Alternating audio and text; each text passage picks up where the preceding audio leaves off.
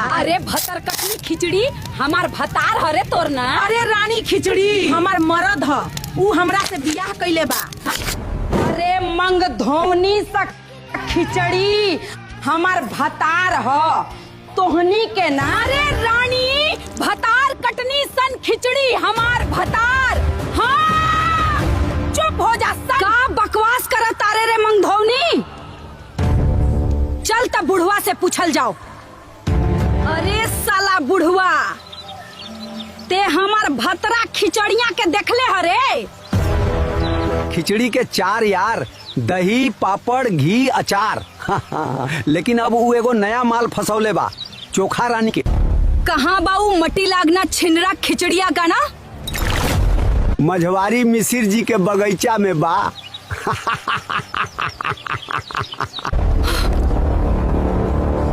हम तो तहरे से सच्चा प्यार करेनी चोखा रानी। हमरा जिंदगी में तहरा अलावा औरी केहू नहीं खे। टूट जाए दिल त दुख होवेला, करके मोहब्बत ए दिल रोवेला।